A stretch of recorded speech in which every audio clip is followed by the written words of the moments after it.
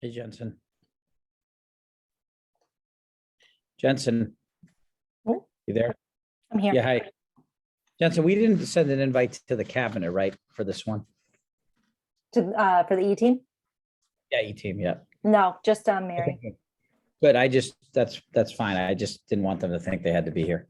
Nope. Mary, who else from our team was Z and Mary. Okay. Hello, everybody. Beth Ann, welcome. Thanks. Hi, Beth Ann. Welcome I aboard. mean, the first one to Hey, show. thanks, Mary.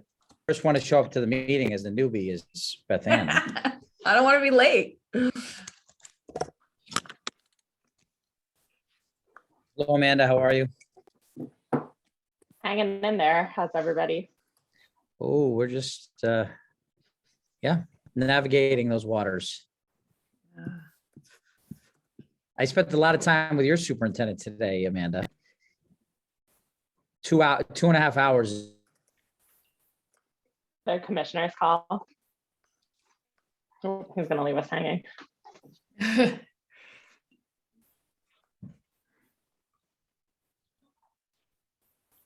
I think I just froze there.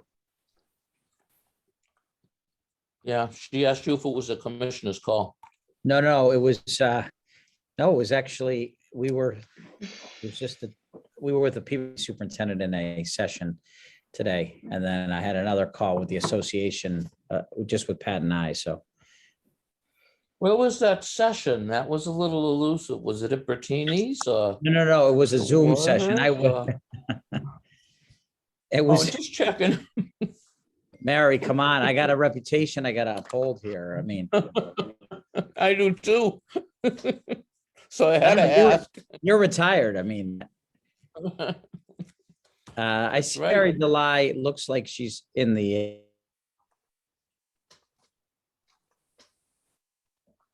She's being promoted.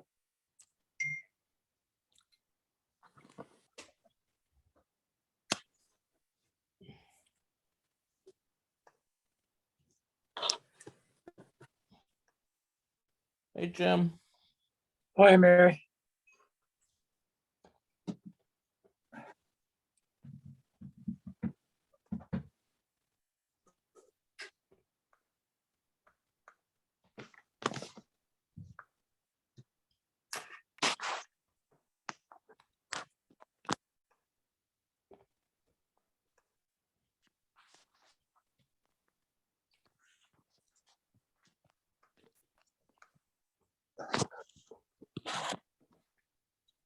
My computer on.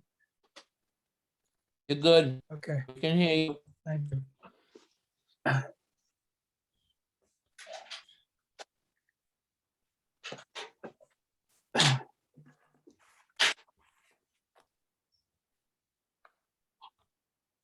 Sally just brought 3-piece pizza roll. She brought it to the wrong place. I'm over here. You hear that, Sally? Mary said you brought the pizza to the wrong place. Yeah, she's over there at her house. It's not that far a drive, tell her. It's not that far a drive, Sally. It's not that far a drive.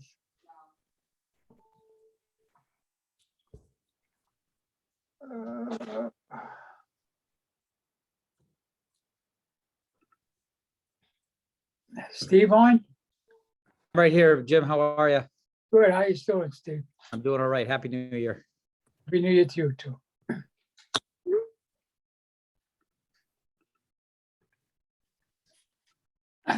Whole family get through it without any COVID? Yeah, this time around, yeah, not so lucky the year before, but this year, yes. So, You know, or, yeah. yeah, I hope everyone's safe and healthy here. I know it's ripping through our community as. Whipping. Whipping's a good word. Whipping.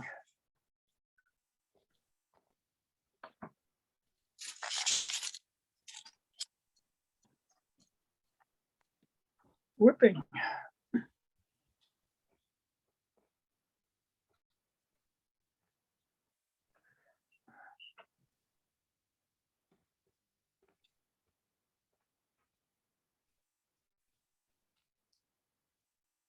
How is it in the schools? Any outbreak at all? Well, we've had a lot of cases. We're going to share the data, some of the data tonight. It's last week was better. And haven't gotten my reports from today. We're just struggling with staffing. Obviously a lot of staff are out, a lot of students are out. Yeah. And that's been a real challenge, but I think our folks are doing the best they can. And it does seem like we're getting on the other side of this, but I've said that before, right? And here we are, it's almost 2 years later, right? I mean, it's hard to believe it's almost 2 years. Right, yeah. I mean, it's almost 2 years that I interviewed for the position in Salem. I mean, Oh, yeah. it's hard. It was delicious. Oh my God. I had for supper and again today for lunch. It was delicious. All right. Is Mary getting a pizza delivery here, Jim, from your sister? Is that what's happening? He's asking for it. I don't think she's gonna get it. Well, she sounds like she's talking about food in the background there. No, somebody had given me something yesterday and they were asking if I ate it yet. I was saying it was delicious. It was chicken palm from the antique table. I Very love good. that place. Yeah. I love that. Although I place. heard the one in Lynn is no longer associated with Salem and Win. Really? They have one in Yeah, Man, so I don't know how you do that because they both have the same name and stuff. yeah, they have one in Manchester, Mass too, Oh, I didn't know that. right by the harbor. And the reason I got some last night was because I had given them a gift card. So they used the gift card last night, so they brought me some. Good. And I had bought the gift card in Salem, so I don't know. But all I care about it was good. Haven't been there for a while. They used the Me gift card that you gave them on you? Well, I got some of it. There was sort of a thank you. It was in lieu of writing a thank you note. It was a Christmas gift card.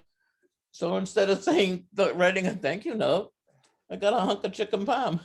Is that ridiculous? It works for me, Steve. I wouldn't complain, Mary. No, not at all. And everyone, just wanted to note that I did receive a message. Actually, never mind. I am seeing that the mayor is joining us now. So there we go. The mayor. Hey, everyone, so sorry. I was having a little trouble with the link, but appreciate that we're able to log on now. And maybe we can go ahead and call our official committee of the whole meeting to order, recognizing those who are here. 1 second as I just pull up our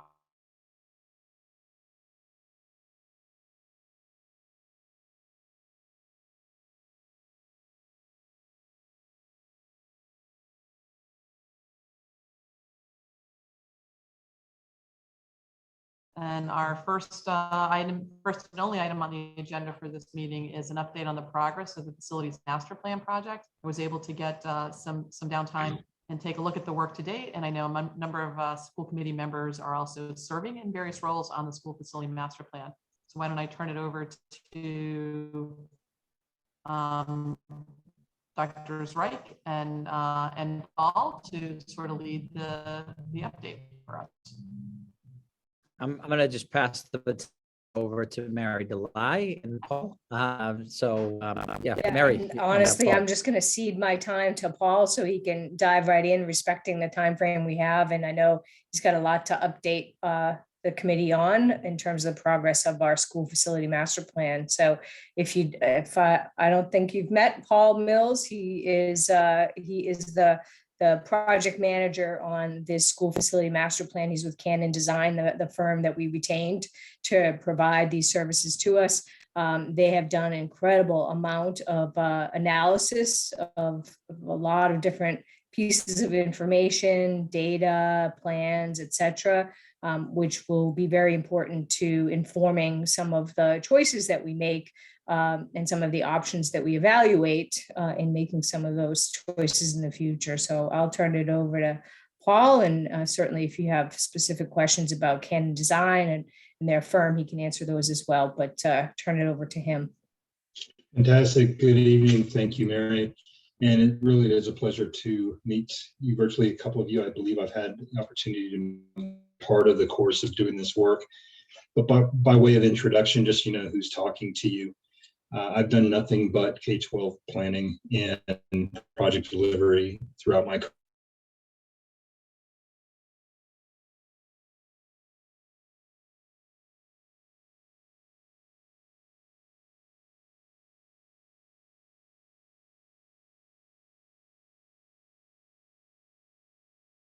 Complex urban schools that have a lot of challenges and diversity of needs that need to be addressed. I typically work in the suburbs. It's really where I find that I can create the most value. And really kind of my tagline, what I like to say is I like to align guiding principles with data, good hard data, and stakeholder voice, particularly student voice, into a planning process that can lead towards transformational outcomes. As part of that, I've done work in Massachusetts now for 7-8 years, starting with an engagement with the Massachusetts School Building Authority that you're very familiar with, big funding source for LEAs around the Commonwealth. It's part of their last school survey, which is a big statewide facility assessment and benchmarking of not just the physical health, but how well suited the buildings are to supporting education and the underpinnings around equity. So I'm really proud of that work and really super proud to be part of your team serving the community of Salem that I've really taken a personal shine to. I split my time geographically, both in New Hampshire, southern New Hampshire, as well as in San Antonio, where I happen to be today. And I definitely have a strong affinity for the work. So I'm going to share my screen. And one other fun fact, it is January 18th. And my New Year's resolution was to not get caught with the you're on mute thing. And so far, so good. Haven't transgressed that yet. So trying to keep up the streak as part of it. So I'm going to be a little unassuming about how much you've heard or been part of this, but I have what I've set up as a format where we're presuming around an hour or so all in. I can scale that back if need be, if there's other agenda items or timelines, et cetera. And I know I stand between you and your nourishment. So we'll keep things on schedule. I'm happy to take questions along the way while we're in it. But what we're going to be looking at is just kind of a general overview of this project, what it's about, and the guiding principles that started us down this way, what the process looks like and feels like, and people involved, just a little touch on that. And we're going to start looking at some of that hard data that we're mentioning, the facility data, the program data, enrollment findings that we see. And we've been looking at the data and asking of it, what is it suggesting for action, and where that takes us into this process that's leading to the first round of 2 series of community forums that are scheduled starting tomorrow as part of it. So Q&A, I've got plenty of time baked into what I'm presenting to you to really allow you to dig in and ask to your heart's content any questions along the way as you go. So we started off with a conversation with Dr. Zreich and his team about what the goals are. We used our virtually here, our Miro platform, to do some brainstorming and thinking around things. And we really thought beyond just the buildings. Really, the buildings are support for your educational mission, your community service missions. And we thought through those lenses of educational, operational, community, facility, and particularly sustainability. And we had an exercise where we started internally and got it out through our district planning committee to really think in terms of what are the outcomes of this work and understand what the guardrails are, what's going to be realistic as far as outcomes and where we think about things, and what maybe might be off the table for particular reasons. And I'm here to say that as we went through this process, we really qualified a couple of items. But in general, everything that was out there is like, hey, our students are worth it, and we want to consider all options. Now, some things might not come to fruition, but it's worth it for us to at least look under the rocks and see what might be there and consider the benefits and associated challenges associated with each. I'm not going to read the list to you, but it really starts with things that obvious things. A facilities master plan will be about the buildings, and the sorts of outcomes we'll be describing what we can do to improve what you've got. One thing I'll point out from there is the notion we know you have leased property that costs you dearly on an annual basis to run some of your programs. And that's something to be considered in the long-term outcomes. So hopefully we can get some of those liabilities we're paying every month, every year, and reinvest those back into the classroom.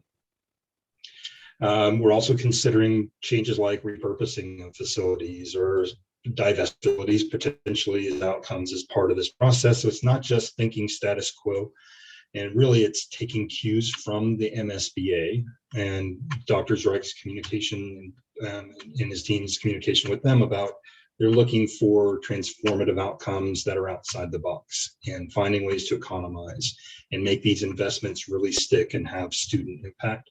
And we're taking that to heart. We're looking at programs and the sorts of portfolio outcomes as we work down the way. Is where we really start talking about change, right? Expanding the community use of facilities, grade configuration. That means which grades go to which of your schools, whether elementary, middle, high. We know you have a K-8 in the midst of your community as well. And the notion, it was kind of from the outset and has been a persistent thought, is exploring whether there a merger of some of your middle school grades with high school might be in line here. So we're looking closely at that. Consolidation and closure, which sounds like a subtractive, deficit-minded sort of thing, but messaged and designed in a way that's a trade-up sort of scenario can be a very positive outcome for things, and that's something that is on the table. We're also looking at policy. That there's a long-standing tradition about school choice that folks get to apply, and as long as there's room, there's a place for any student at any school in the city of Salem. And it does come with some trade-offs associated with it that are measurable. And we're looking at those as well, and going to take the pulse with your community through the process to see if perhaps relooking and rethinking about an alternative operating model that focuses on neighborhood schools might be in play here. The process. I'm not going to walk you through all the steps and part and parcel, but it's an iterative process that at the very top here is foundational. We started talking about those guiding principles first. What are the goals? What do we believe in? What do we need for all students? How do we define equity and how are we going to achieve it? Overlaying on top of that, the data, and then getting into what we call voice plus design, where it's really about an integration of planning with outreach with stakeholders as part of it, which results in the plan. Now, the composition of this is we have different committees that work in partnership with each other, and it embodies a relationship between the city, the school system, with the community. So each has its own committee. The district planning committee, as we call it, the DPC, is Dr. Zreich and his cabinet core leadership of educational directors as well as operational directors. And they're the ones that have the day job to focus on the schools, and we'll be looking very closely and doing the design work with us. The Stakeholder Advisory Committee, or SAC, as we refer to it, really represents the users of the buildings. So we're talking first and foremost about students, and proud to have students participating on the SAC. It also speaks to families, parents, guardians, community members, teachers, a very important ingredient part of it. They're participating on the SAC. And they have a specific role to work in partnership with the DPC to react to and inform and guide the process and act as a steering committee for it. There's also community forums, which launch tomorrow as part of the process, and we'll speak to it. Here's the time frame sort of here, and I know I didn't provide this document in advance, so I'll give you a moment, or you can screenshot it. This will be provided just upon conclusion of our meeting this evening. But we're in the midpoint of the process, and we have an aggressive schedule getting us to completion through March of all the work. Community forums, and for those that might be watching this either recorded or catching this live at the end, we will repeat it at the end because this is important and very timely. But we have two series of community forums. The very first one really is to guide or give input on to values and decision criteria, what's important. And we're tiptoeing into what those school options might be categorically. In the second round, we will be talking about actual specific school options, looking at an option where if we were to merge middle school with high school, what might that look like? If we were to consolidate a building and repurpose it for higher and better use while focusing more dollars in the classroom, what might that look like? If we were to look at school policy, et cetera, what might that look like? The benefits, challenges, costs associated with each of those will be in the second round a lot more specific. So coronavirus threw us a curveball, and while we were starting to have a lot of in-person activity, both with the DC and the SAC, Omicron had other decisions. So here in January, we've gone virtual. As we get into community forum number 2, we're hopeful that we're going to reach the other side of the tunnel, as Dr. Zreik was saying here. And if possible, we're going to have community forums in person. However, we do have a contingency plan, just like we did with this first round, where we can adjust and responsibly engage with your community along those timeframes. So as you can see, we've got them on multiple days, multiple times of day, and with in all cases open to the public. Just like with your meetings, we have translation services baked in. We've learned over the last several days how to make all that happen. We practice it and we're ready to go. But we'll have interpretation as part of that process as well for both English and Spanish.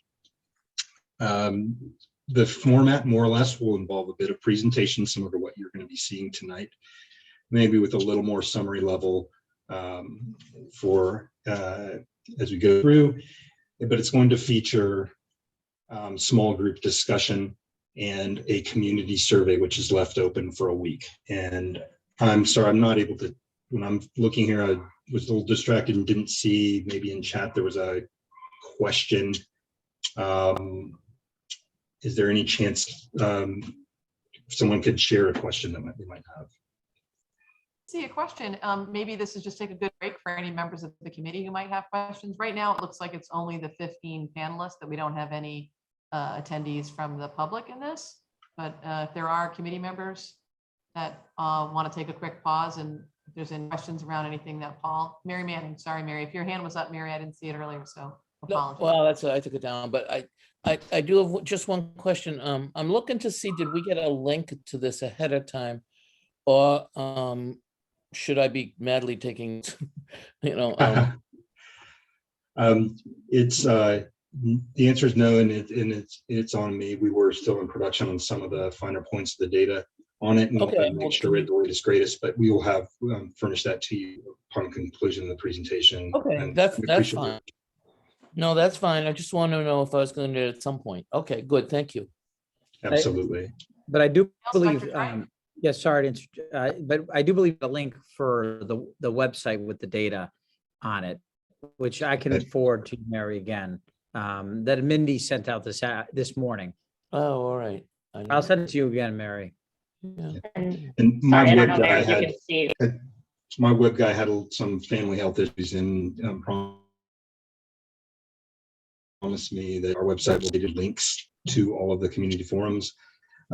Because of Zoom reasons and such, they each have their own specific link to make work, as well as links to the surveys, both conducted in English and in Spanish.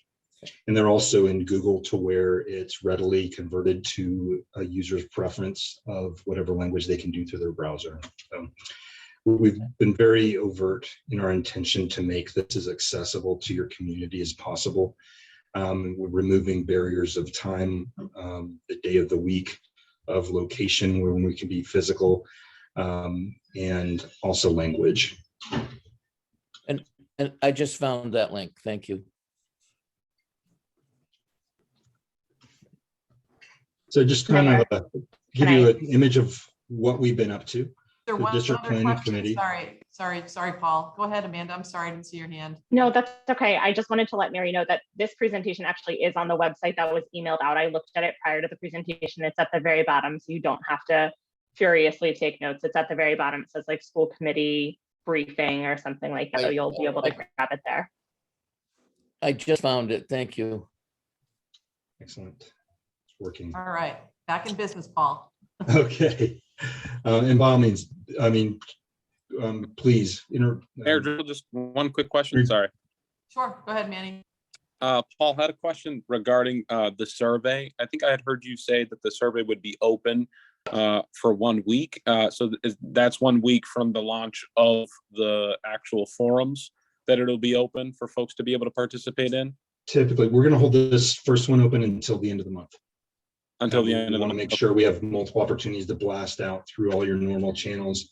We'll also take a pulse on the volunteered information about demographics and what schools people have affinity to, their roles, etc., so that we can see how proportional it is to your community. And if we need to make a correction or some targeted blasts, we can make an informed decision about that towards the end of it. Thank you. Appreciating that clarification and the context that there would be some shifts if some of the survey data wasn't as representative as possible. So appreciating that. Yeah, that's a best practice. We can normally move the needle more towards your norm with the intentionality to it, and it's kind of the way we like to do it. So we can share some of the activities. The DPC, we've had 2 workshops in person, and we've started with kind of one of the process was implying there, really talking about guiding principles, goals, those on the table, off the table discussions, etc. And a lot of the fun tactile sort of engagements as part of it. We also had a lot of big debrief of some of the data you're going to hear about tonight, and question and sort of pondering what sorts of action might this imply, which steps into the next steps in the process. Come on now. So the SAC, Stakeholder Advisory Committee, again, these are your students, parents, teachers, community members, representatives. It's a smallish, intimate group. We really hope to expand upon it. There's no reason we can't as we go, but it is sufficient to carry on with the work. And what we don't have in numbers is definitely made up with engagement and passion, particularly from the youngsters that are part of it. I always like to say when I do this work that students have the most relevant voice, and they also keep all of us adults on best behavior. And they're just been fantastic. We've had one virtual meeting with them. We had one in-person meeting with them. And we did some open-ended small group dialogues to inform the process. And also, I'm really proud to say that they went through an exercise on our in-person meeting here in the auditorium at Salem High School to help design the community survey and word things and think through, as representatives of the community, would you want to be asked? What should we be asking in the interest of the long-term benefit to all students of Salem? And they came up with a lot of great ideas that enhanced what we normally have as a baseline of questions, and got some really hard-hitting questions that'll be very strategic as we go forward. So I'm going to pivot now towards the data. Some of the stuff you've probably had the time to see on the website, or perhaps have had time, but I'm going to walk you through that information. And actually, what I'm going to do is it's live on the web. I'm just going to pull it up as you might see it, or the community can see it. We're all about transparency. There are a couple of slides here that are actually just in the deck, but those are put on the website as well in our file cabinet here where you have all the documents. I'm just going to go from left to right and kind of walk you through some of the findings that we've seen here, the status of some of the inquiry around it, and some of the implications of it. So looking backwards in time, your historical enrollment has been on a decline. So this is kind of the coloring here conveys kind of a heat map from large in red to small in black. You've been on a downward decline for the last 20 years. There were around 5,000 students in 2000.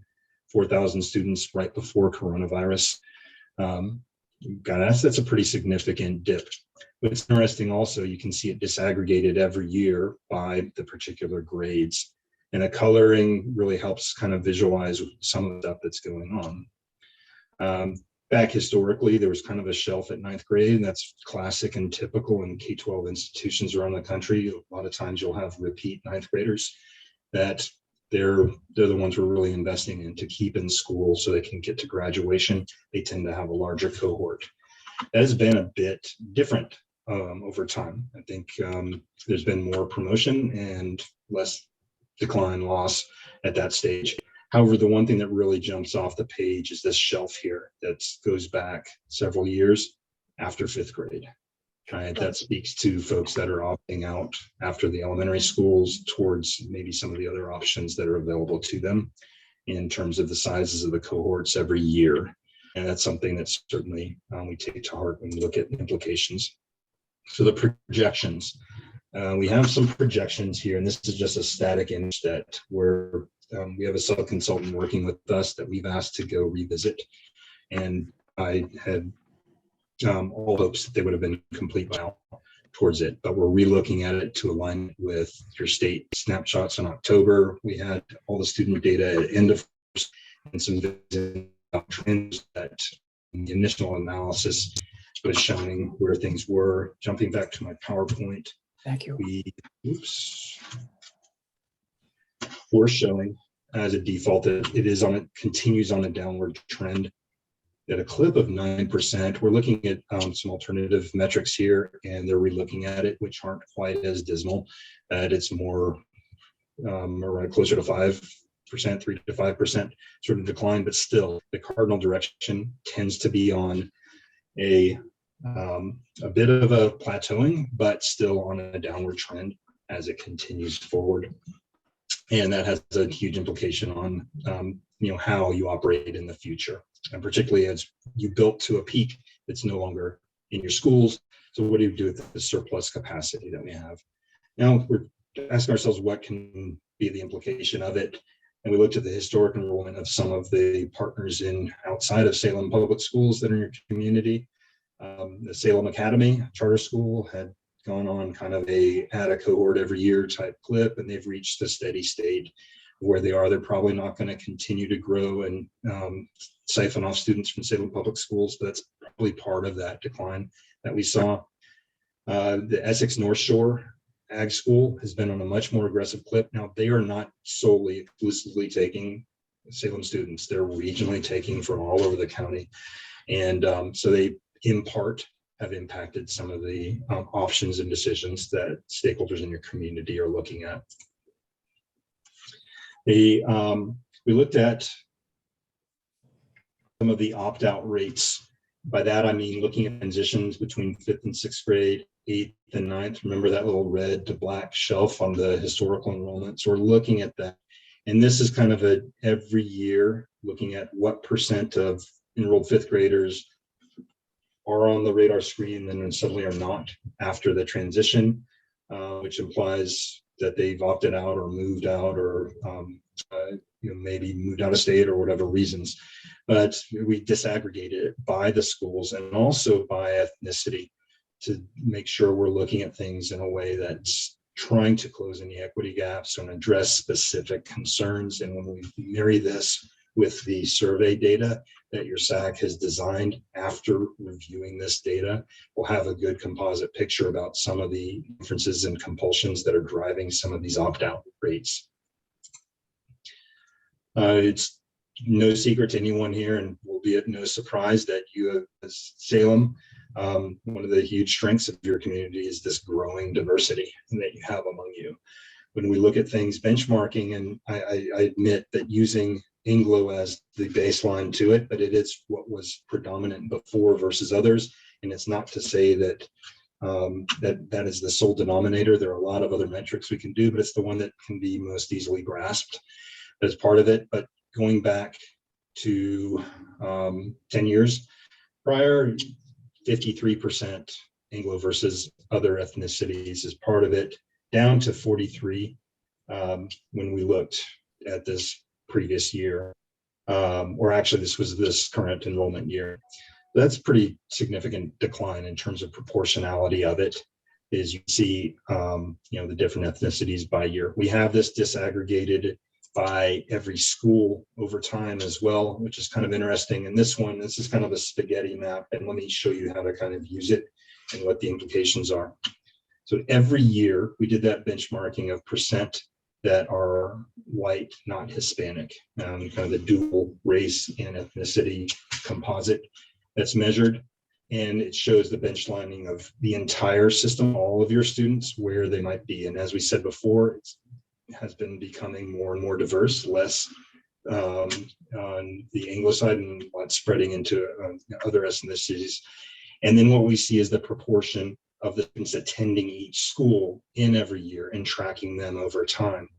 And what you can do is hover over any particular school and it'll kind of highlight where they sit and what their trend has been over time. And there's some interesting stories that the data is telling us. For instance, Bates, which has pretty much always been higher than norm, more Anglo than the other schools within your system. Bentley was traditionally less Anglo, but has become even more so and dramatically less Anglo than schools. And we do know some programs there that are drawing some students for that, but it's also something to be mindful of as we're designing programs in schools for the future.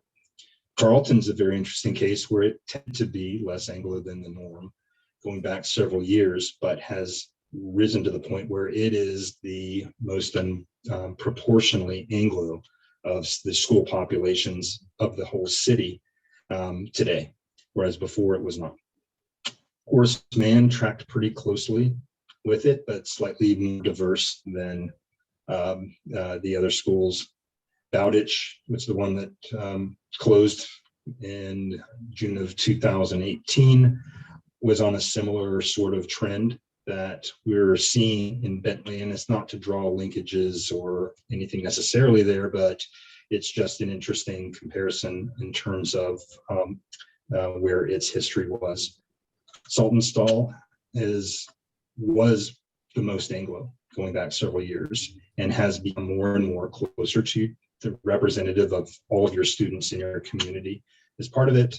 And, you know, it's K-8 programming, et cetera, is in very diverse choices that your stakeholder are deciding. Is informing the proportion of the schools there.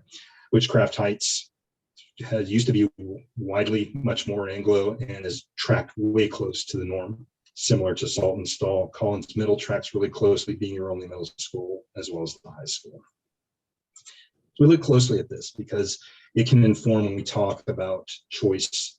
We have all the students geocoded by where they live and where they attend. Now it's anonymized and there's no cause for any concern about propriety, and we have the highest standard of care of personal information. However, we do use that information to analyze how potential decisions such as changing the choice policy might look, where boundaries might be drawn to help balance enrollment in different scenarios, et cetera. So we're looking closely at that as we move forward.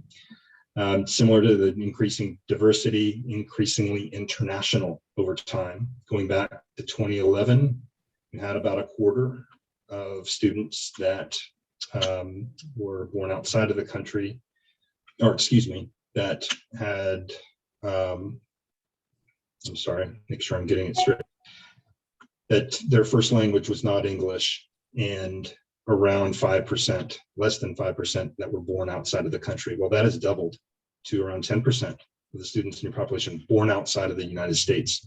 And it went from 1/4 to 1/3 of the students whose first language was not English as part of it.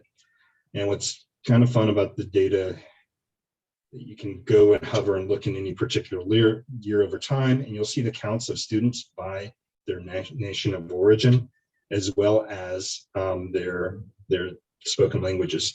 The one thing that really jumped off the page to me is over the last few years, there's been a increasingly growing proportion of folks from Brazil.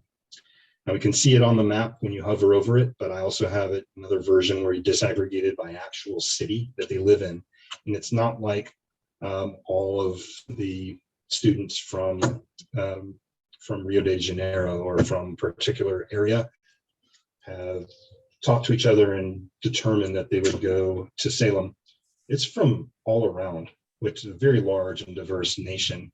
So it's very interesting to see how that attraction has been growing within your community. Moving along, I mentioned earlier, we had the one where we just looked at in particular school or the whole district as a whole.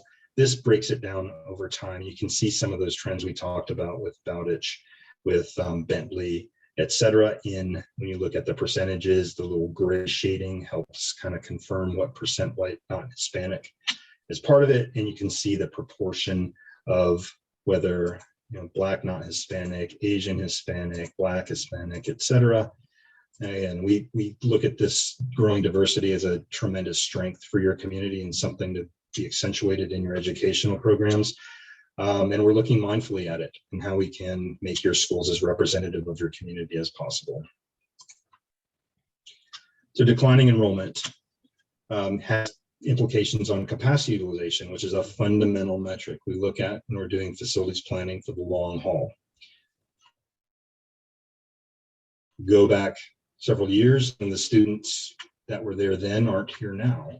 And you have some schools that are tremendously under-enrolled versus their capacity, which has a lot of inefficiencies associated with it. You're still paying to operate the building, to maintain it, to keep it clean, energize it, etc. And that's a draw on the operation that could otherwise, if it were right size, be funneled into educational programs and really in the classrooms where it belongs. So we're looking at this outside of the norm of just status quo. This is the way it's been, it's the way it's going to be, and consider alternatives that can be trade up scenarios for your students as a whole. But looking at the projections versus capacity utilization, looking at Salem High School, the way to read these little donut charts is essentially a gray wedge is capacity that is filled. When you have blue wedge, that means that there is surplus capacity. That's capacity space that is not filled in the building. In those couple of cases where we have a red wedge, it's that you're filled and beyond. So you're above 100% utilized within that building, which speaks to some equity issues and operational issues and challenges associated with your educational programs, and looking closely at it. So we looked at it both in terms of current year, projected years, and we have some what if parameters around some of the key metrics that we can do what if scenarios on, like looking at how many students per classroom in elementary versus K-8 versus middle versus high school. I need to redesign this a little bit so we can actually read it without hovering. That sort of thing where we can change that and say, you know what, if we were to have a lot more generous or smaller class size within the high schools, what might that mean if we change that so we can kind of see the way the metrics work? This is a way we like to engage and stakeholders in the process, particularly those on the committees that we mentioned, but also the community at large has the opportunity to really see that, one, the rigor that the city and school system are taking in considering very, very important critical decisions about the future of your fabric of your community, and that they have the opportunity to question and weigh in and better understand some of the options that are put forward. So the city has invested in a citywide facility conditions assessment a few years back, which included municipal buildings as well as all of the schools. And we had a technical team that visited your schools as well to look at the physical health, confirm if there's any outliers or changes to that, and to, more importantly, interview all the educational leadership at your schools so we could talk with Glenn, the team at the high school, and everyone else at all the schools to see what kind of educational programs they want to offer versus what the facility was kind of constraining them by, to help inform what we have categorically here in generic terms showing, but we have more detail definitely beneath this to explain what might be once fundamental decisions about the portfolio are made. What we have here are kind of what if benchmarks for the different kind of tiers of renovations that are happening, right? Whether just kind of just sustain, keep things going, and keep up with your maintenance and operations. I see Z on the call here, making sure that he's got resources to address those issues that pop up unexpected and proactively to get out there and do things. And then to look at minor, moderate, major type renovations to give more of a remodel to the facilities, what that might cost. And then, looking at more dramatic cases where perhaps replacing it.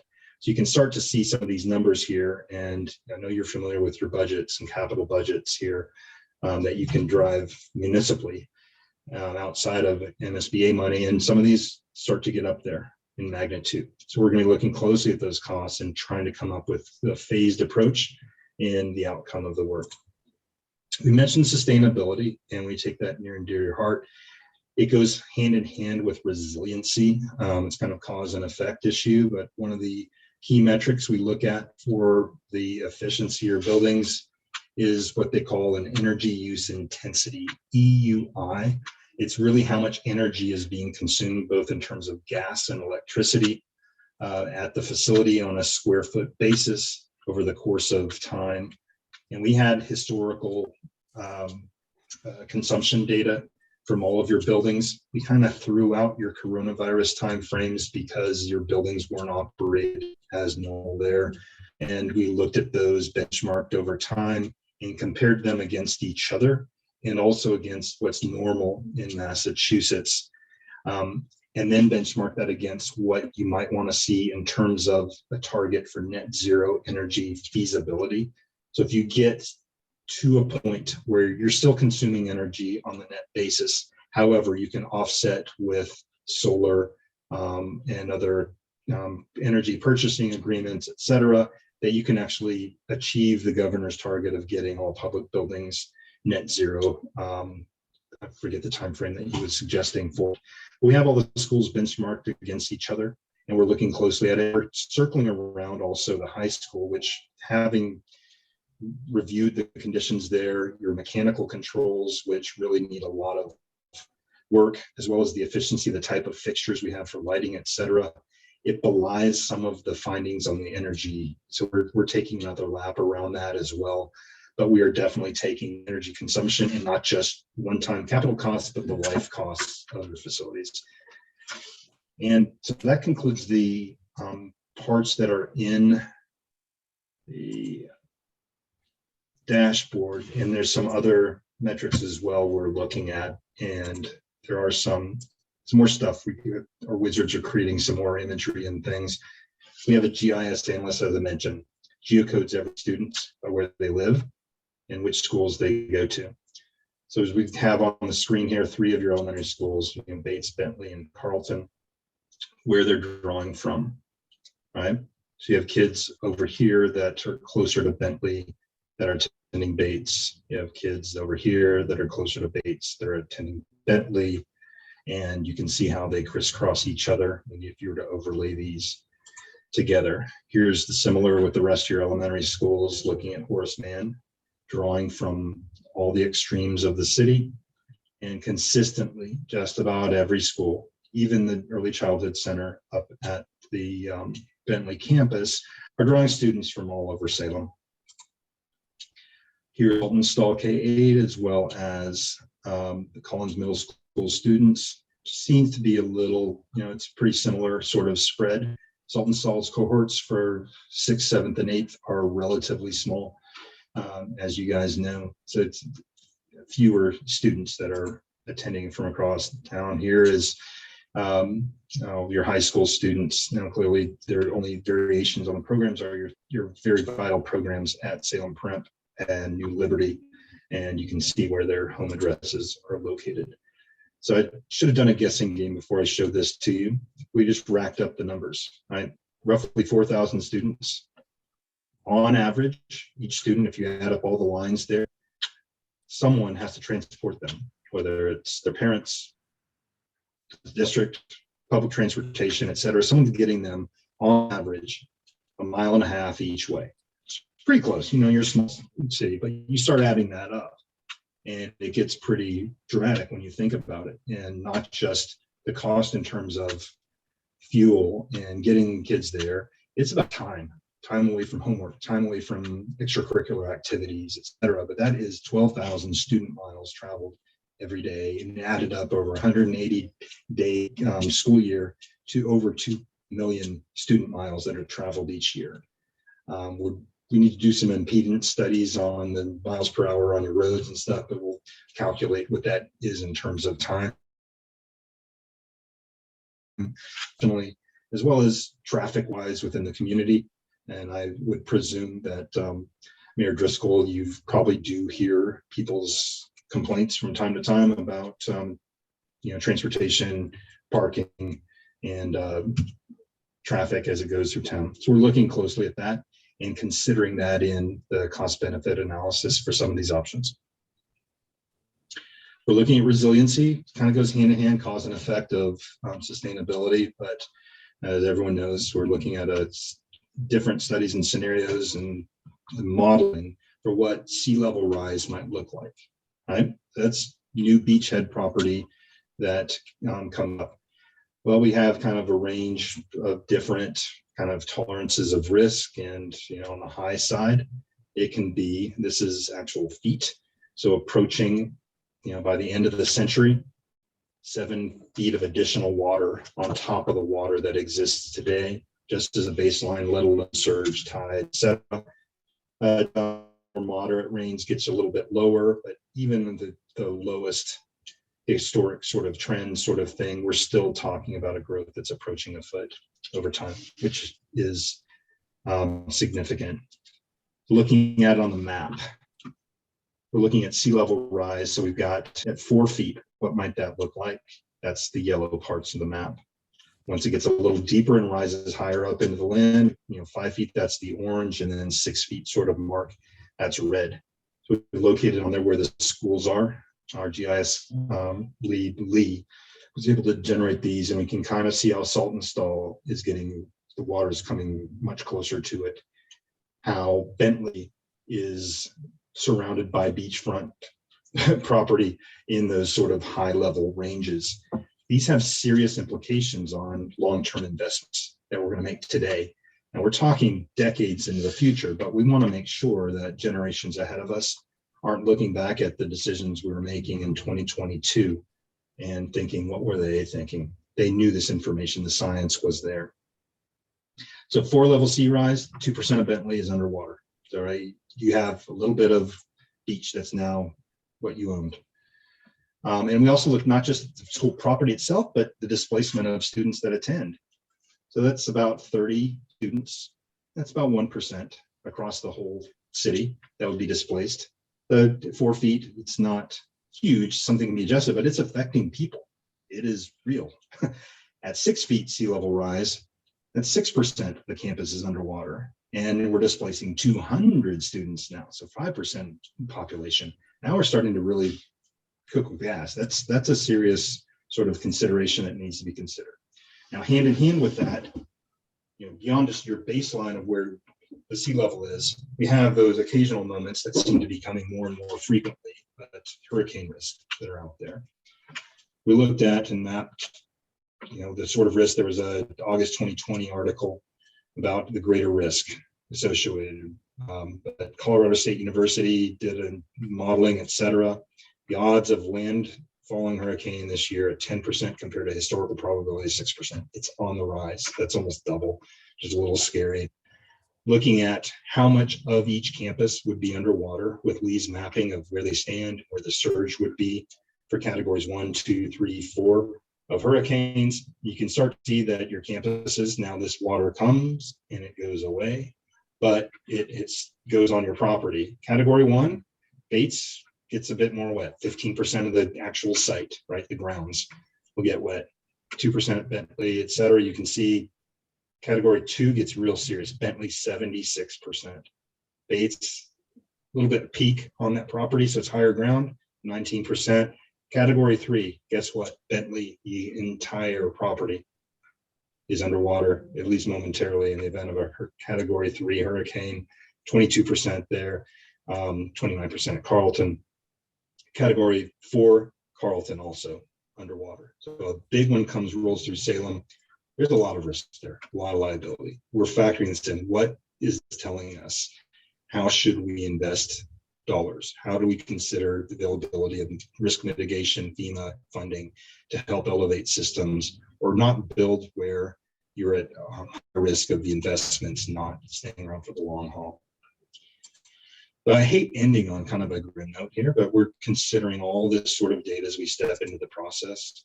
And as just a recap, as I mentioned before, tomorrow we're kicking off 2 in the afternoon virtual meeting, followed by one at 6 p.m. And then on Thursday, we have 8 a.m. and 6 p.m. virtuals, our website. If it doesn't already, and I know Mary has been including it in communications as well, have those Zoom links There's technical reasons, there's some passwording required, although we've been testing it and sometimes it doesn't need be there. So it's Zoom mysteries that we're resolving. But it's going to be done with bilingual translation as well. And it will kick off the survey that is asked earlier, will be out there through the end of the month, which will take some snapshots to make sure the proportionality of responses. That's our first forum series. And then later in February, the 14th, 16th, and 17th, we'll have opportunities. We are hoping that we'll be in person at that point, but our contingency plan is to continue with the format that we've gone with. And just as a reminder, again, these are open to the public and encourage as many and willing people that would attend these as possible, come attend and participate in this process, because these decisions are important. They're conducted bilingually, English and Spanish, and will feature a presentation as well as small group discussions. So we're not just coming to listen, watch someone yammer on Zoom, and then take a survey. It's actually, hopefully, we're creating a scenario where people actually get to engage in dialogue and learn from each other and share each other's ideas. That's what builds that sort of support for this work. And we'll have those surveys involved. So that concludes what I've prepared for this evening, to give you an update of where we are in this process. It really is a pleasure to work with you. I'd love any other questions you might have or reactions. Thank you so much, Paul, one, for the comprehensive analysis that you and the committee are undertaking. I mean, these are really important times for us as we think about how best to use our school buildings, not just now, but as we plan for the future. And I really appreciate, the extra attention being paid to things like enrollment trends, the building analysis, very thorough, including things like climate change impacts and transportation. We know that, we've got students kind of with our free choice model that travel from, all different neighborhoods to get to different schools.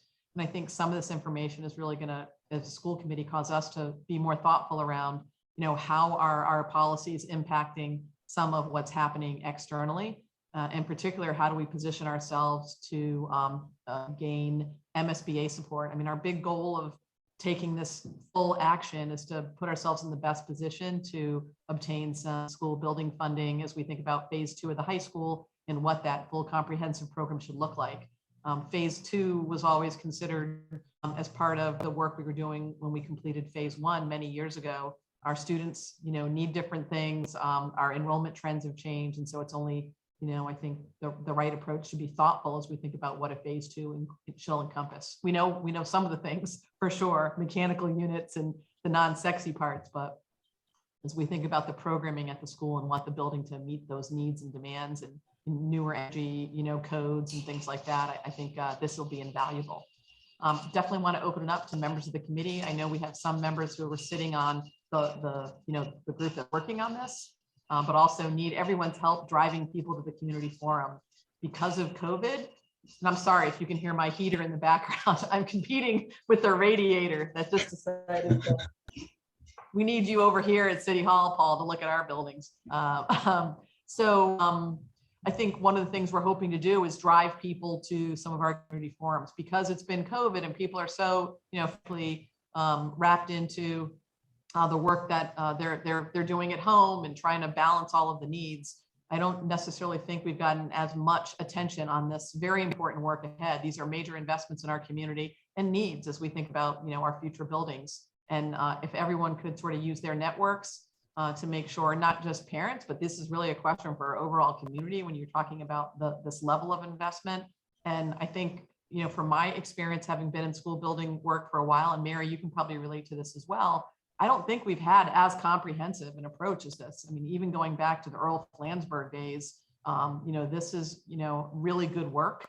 And we want to make sure when we get to the end with recommendations that there's been a democratized by a lot of discussions from community members. And so your help spreading, the word about these upcoming forums and making sure people know what's at stake is really going to be helpful. I see Beth Ann Cornell's comment up. Ms. Cornell. Thank you.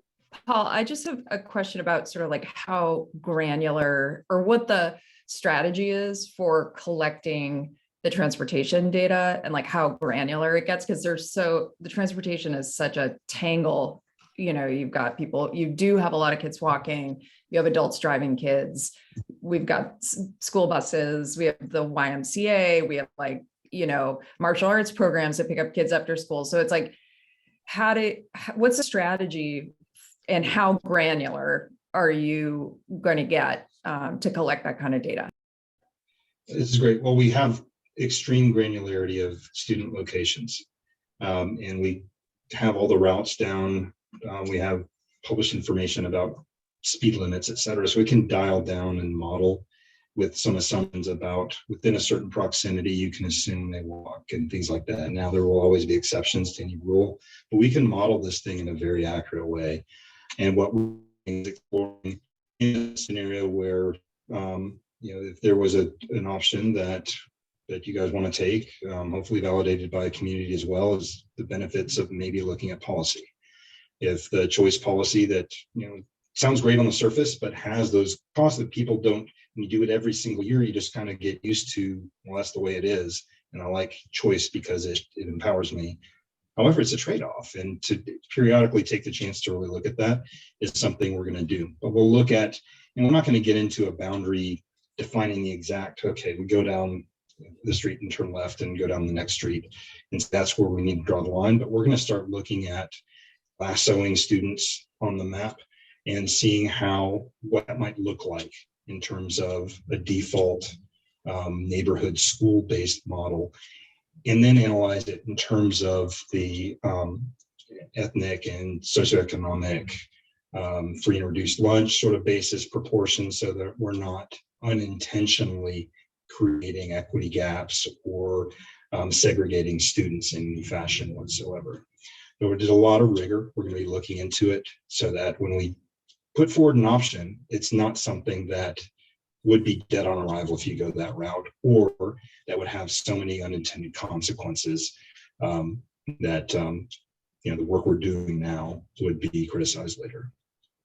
Address your question? Yes, thank you. Dr. Pingala? Hi, Paul. Thank you for this presentation. It's really interesting to see it all pulled together. I have a few questions. The first one is really specific. So when you were looking at the different facilities, were you taking into account, it said through 2018, but did you also, it said something about that you assessed sites. So I was wondering if you took into account improvements made over the past few years, and specifically during COVID, because we have done some work around HVAC systems and that sort of thing. Absolutely. So we spend a lot of quality time in the schools, and also working with Z and Mary and the team to confirm historical investments and things. The sorts of maintenance and operations thing, we're modeling at a little bit higher level to make sure that we got enough citywide to address your needs. It's really not a maintenance sort of plan. However, we're being mindful of what is going to be a responsible level investment to make sure you're not stuck having to make do until the next fiscal year for funding purposes. Great, thank you. The other one was I was really glad to see you include climate change and sea level rise. And I'm curious, if I remember correctly, on that slide, you showed projections for sea level rise for, on the map, it was like 4 feet, 6 feet, whatever. But on the other chart that you showed us, I think back a few, there was like an intermediate, yes, this one. And I was wondering if you had probabilities rather than low, intermediate, and high, because I think probabilities might be a little bit more helpful, because there are some pretty, there's some amount of sea level rise is baked in, right? And so we know that there's some lower limit, and having a more of an, I think it would be helpful to see the probabilities. This is composite information from investments that the state has made, looking at, I forget the name of the Coastal Commission that's looking at climate action. And we've reviewing this data and wanted to be sure we got those maps and we could overlay it into what we're looking at in terms of where the students are, where the schools are, et cetera. In terms of probability, that's a great strategic question. We're going to maybe circle back around with that organization, see if there's any more or updated information to try to kind of see, okay, if this is 0.5% and over here that's 2% and that's 5%, and really if there's more tight certain units here, or if it's so wide range, it's like a hurricane model you see in those maps where it's a little cone that gets wider and wider and wider. You lift up a great question, and the planner in me really wants to wrestle that down. I've made a note, and we'll see what we can do. Great. I bet that information exists. I'm fairly certain. So thank you. Thanks, Dr. Pangallo. Ms. Manning? Hi, thanks. I had a couple of questions. First of all, on the transportation numbers, the chart with the 4,000 students in the first line, that caught my attention because I thought that the several charts before that, the total student population was 3,500 something. And I'm just curious as to, everything else seems so precise, but it feels like if we had 35, I don't know what it was, but specifically, but 35 roughly 100 students, then we're doing the transportation by 4,000, like rounding up, and that's like it's an eighth of the population different. And those numbers are sort of scary when you look at them, but it looks like they're scarier than they even need to be if we're adding an extra 500 students. That's a great observation, and guilty, Trustee Manning. We did round up, and we wanted just kind of the Newsweek by the numbers type sound bites as part of this. What I don't have is qualitative, like, is this good, is this bad, etc. Yep. But it does kind of tell the story, and kind of when you add it up, it starts to feel like, wow, that is significant, and it makes you I just really want people to think that we need to consider this as much as the precision of it and as much as the cardinal direction for messaging. But duly noted, we can re-rack and make sure we're dialing in on maybe a Well, little it just makes, to be honest, I noticed it because then it made me wonder, like, is that happening in some of the other charts? Everything else seemed so precise, and so I guess I'm looking now for you to reassure me that all those other things are actual precise numbers, and this was the only Newsweek bite, Right. No, that's a great, I appreciate you lifting that up. I'm very serious about data, and I also understand messaging and that sort of thing. And this is the only case where we had something that's more kind of distilled down to a message. Okay. Thank you. Then my second question goes back to the chart about the forums. I don't know if you can flip back onto that for a second. Yes. Okay, thanks. Could you spend a little bit explaining flesh out the values and decision-making criteria and then the school options? Like, I have no idea what to tell people the community forum on school options means. Can you go a little bit into both of those to give us a better idea of actually what those two topics are? Sure. So we have a few questions that are kind of hinted at by the data that we just looked at, that we designed and in concert with your stakeholder advisory committee to really look at what kind of essential questions should we be asking. And it does start to impact decision-making around, do you plan to remain, or did you plan to remain in Salem Public Schools through graduation at the high school? And if you didn't, why? And what considerations were there that weighed into your decision-making or will weigh into your decision-making? That will really help inform some of those when we look at the transition years where we see little blips off the population. It'll help inform that, as an example. We also have some questions that stress test levels of support around changing the school-based policy. We don't get into a lot of specifics about it, but it's kind of a shot across the bow that, hey, that's on the table. We're considering and looking at it, and it'll help us kind of see where your community is. We can disaggregate it by geography. We can disaggregate it by ethnicity, age, relationship to the school system as well. Those are the sorts of questions we're asking in Community Forum 1. Community Forum 2, I'm sorry. Can I just stop you on one for a minute? Sure. Can you give me an elevated message on what values? Whose values? I'm still confused. It's about the community's values. What sorts of things they value in the school. We ask them about what programs that they want to see improved through the facilities in the program. We ask them about career tech pathways. Okay, I get part of it. That, okay. All right, that helps. So help me the same way for the school options. Sure. So in school options, that gets a lot more personal and specific. We start naming schools and what kind of improvement would be there. If we explore an option where we would consolidate, most likely would be an elementary school as part of it, based on surplus capacity. Maybe replace 2 with 3, or excuse me, 3 with 2, with newer facilities as a trade-up scenario. One gets repurposed for other purposes for the community, whether it's municipal or educational, pre-K centers, those sorts of things.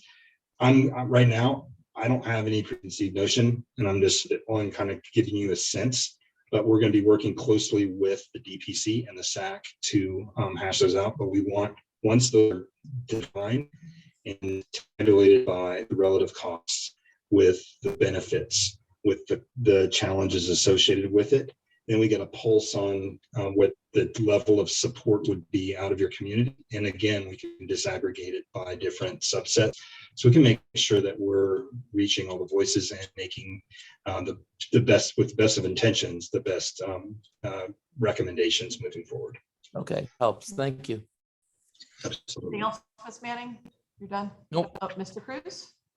Thank you, Mayor. Paul, also want to just echo my colleagues' sentiments, thanking you for the comprehensive presentation here and the dashboard, which I certainly found very interesting. One of the things, and I don't know, Paul, if this is a question for you or if it's a question for Mary and for Steve, but one of the things that the Buildings and Grounds Subcommittee has been focused on as we talk about facilities is also accessibility.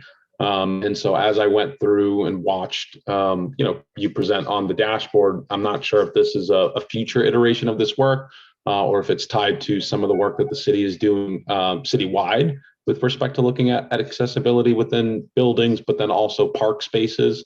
And I know that's been something that's a priority of the committee, but also that we've been working on pretty diligently with respect to the subcommittee. So I'm wondering about what are the opportunities for integration in the dashboard for like assessment of the accessibility in our schools and our play surfaces and playgrounds, because I know that that's something that we've focused on here on the committee. Let me address the question. I might hand off a bit to Mary and or Steve to elaborate, but the city has invested in a very detailed accessibility barrier study that we have a copy of and have considered when we're looking at the facilities in terms of their needs, costs, et cetera. We'll continue to do so as well, particularly once the portfolio decisions are arrived at. So that's something that's absolutely included in part of the process. It wasn't our original work to go do that assessment, but more to receive it and to incorporate it. Now we are looking exclusively at schools as part of this process here. There's a school facility master plan, and you mentioned other municipal parks, et cetera. And I'm, if memory serves, and Jenna, maybe you could correct me if I'm wrong. I believe that very extensive study that was done for barriers included other buildings beyond schools. Yep. And for playgrounds, we have contracted with a playground consultant who is in the process of doing an assessment and providing recommendations for playground improvements, some structural safety related, but also accessibility related. Thanks for that update there, Mary, and Paul, appreciate you just shedding a little bit light on the process there with respect to ensuring that information was included in this. And I just think between the two studies, having that integration will be pretty important, just so stakeholders, as we try to promote this, some folks might ask that question about where is this feature, especially as they go through the dashboard. So appreciating that, that thought's been put into this.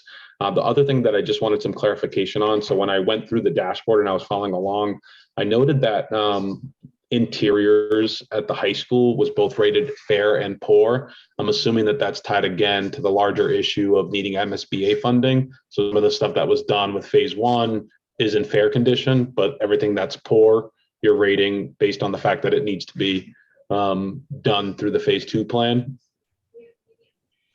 Absolutely. If that facility is around for the long haul, that it's certainly going to need a major investment.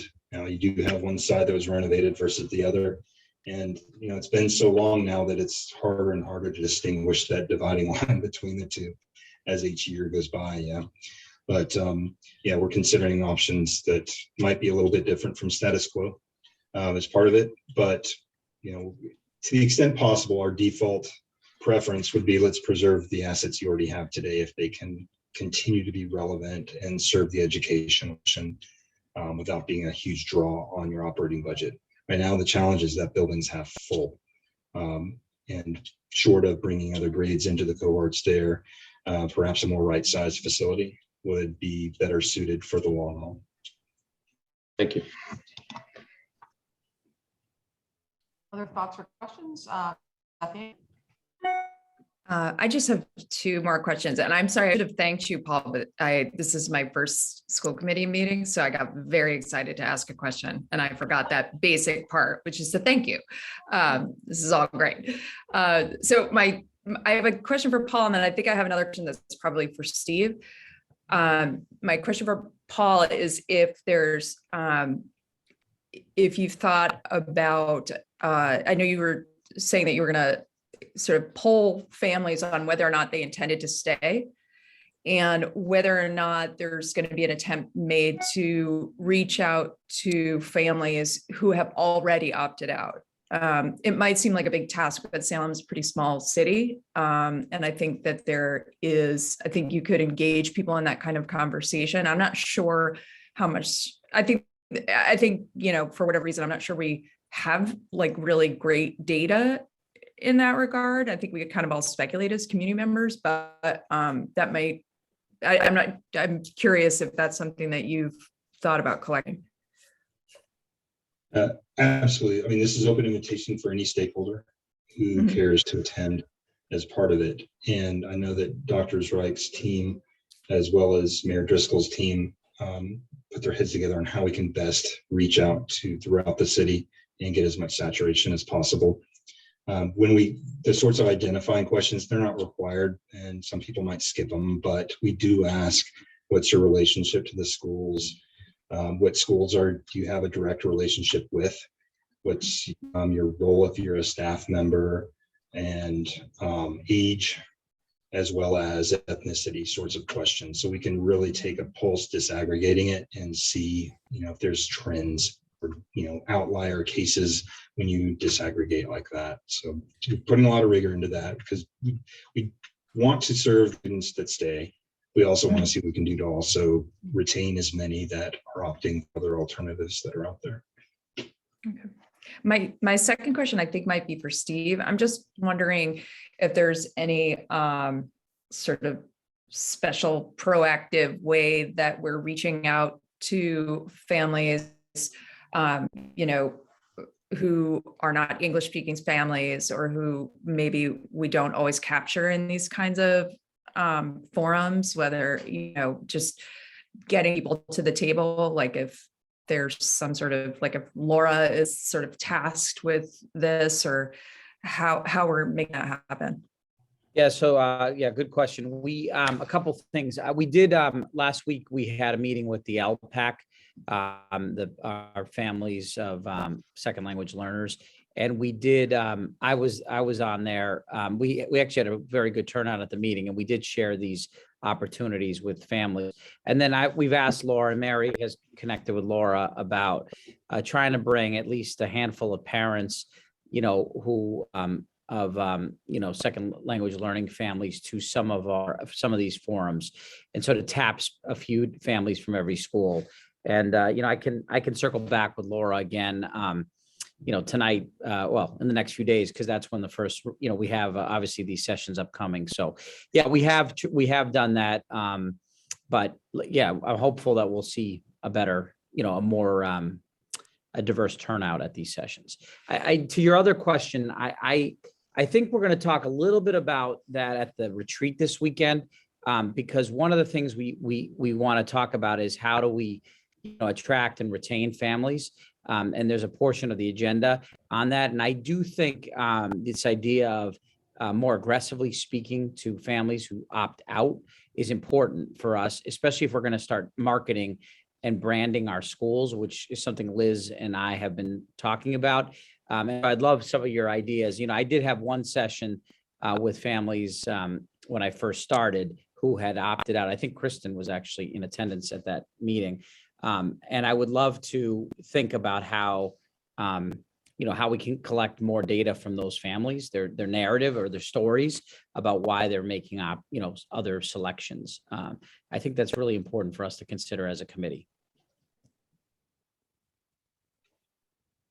Other questions? Thank you. Other questions or thoughts, folks? I mean, I think it's fair to say this is an exciting opportunity for our community and our schools. And it's really going to take not only all of us, but a community building effort to help us, you know, as a plan going forward that doesn't get a year, but it's going to take multiple years and substantial investment, but one that's going to serve our community and our students well, well into the future. And I do feel like it's a, you know, we've been doing a ton of work during COVID, and now we're starting to do the unveiling. We're starting to blossom. And so we really need people to be paying attention to this. And that's a hard thing in this current environment with, you know, us all waiting for the next Greek letter to rain down on a surge. So this is where I think all of, you know, no, yes, down with that, Christian, forget that, right? Where all of us can really be helpful and, you know, giving some energy and some life and, you know, asking our networks to participate and see this for the value that it really is. We make all kinds of investments in education, and these facilities are going to drive programs, and programs are going to be better with better facilities. So I hope people see it that way. And I also think we're going to have to ask ourselves, what are some of the policies that we may need to be thinking about? You know, everything from grade configurations to that heat map of where we have people traveling to and from, you know, every day. I think warrants, you know, a real conversation with us about what that means, what the trade-offs are for those sorts of activities happening in our community and with our families and our kids, and our budgets. I mean, that all plays into transportation as well. If there's nothing else, I want to be mindful that we're hopping back on at 7. So I want to thank Paul for both his commitment, the time he's put into this. He's certainly provided the right technical assistance we need to make really important decisions going forward, and looking forward to where this heads as we move into this next really pivotal part of this study. If there's nothing else, I'd entertain a motion to adjourn as we get ready for our 7 o'clock. And again, Paul, thank you. Anything else, Paul, just closing remarks that we need to make sure people know about? No, thank you. And just, it's an honor to work with you and the team. And I just was experimenting with your interpretation feature. It's close on my mind because we're about to use it with the Zoom platform as well. Y quiero decir que la intérprete que tienen hace un buen trabajo. Very good. Okay, so I entertain a motion to adjourn. Move. Motion moved. by Ms. Manning or seconded by Mr. Cruz. All those in favor, Ms. Manning, Yes. Mr. Fleming, Yes. Dr. Pangalo, Yes. Ms. Campbell, Yes. Mr. Cruz, Yes. Ms. Cornell, Yes. Mayor Driscoll, yes. 7 members voting, 7 in the affirmative, and see everyone at 7 p.m. Thank Thanks, you. Paul. Thank you. Thank you.